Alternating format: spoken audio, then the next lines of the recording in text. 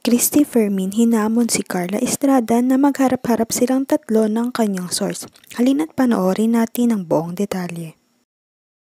Hinahamon ko si Carla Estrada para malaman na natin kung sinong nagsasabi ng katotohanan at tatlo tayo magharap-harap. Tama, para matapos ang kwento. Oo. May sarado ang libro. Totoo.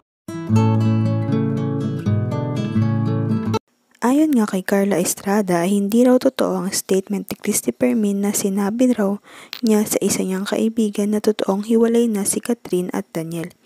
Kaya naman bumuelta si Christy Fermin at hinamon si Carla na mag-usap-usap silang tatlo ng kanyang source na kaibigan pa nga ni Carla. Halina't panoorin natin ang buong video.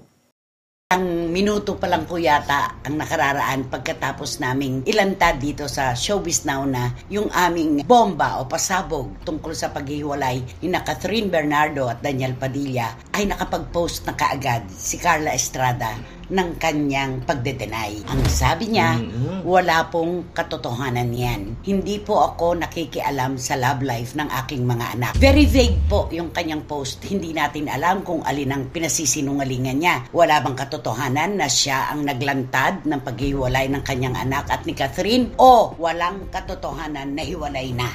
Dalawa yun. Correct. Kaya safe pa rin siya. Diba? Wala siyang kinumpirma, wala rin siyang binawi. Oo. Diba? Pero ang buong akala ng mga Katniel na tagahanga, hindi siya ang naglantad ng balita at hindi rin hiwalay si Daniel at si Catherine. True. Diba? Yun. Napakalawak napakalawak. Kailangan kasi makipagkita tayo sa katotohanan. Ang pinakamaganda dyan, magharap-harapan kami ng aking source at saka siya. Magkita-kita kami tama. tatlo. Kaya sa panahong ito, hinahamon ko si Carla Estrada para malaman na natin kung sinong nagsasabi ng katotohanan at kung sino ang nag-iimbento lang. Tatlo tayo magharap-harap. Tama, para matapos ang kwento. Oo. May sarado ang libro. Totoo. Yun. Tama. Matapang nga si Christy Fermin at hindi natatakot magharap-harap at magkita-kita sila. Tila ba alam niya sa sarili na totoo ang sinasabi niya? Kilala naman daw si Carla Estrada na todo deny sa mga kaganapan at hindi lang daw yan nangyari ng isang beses.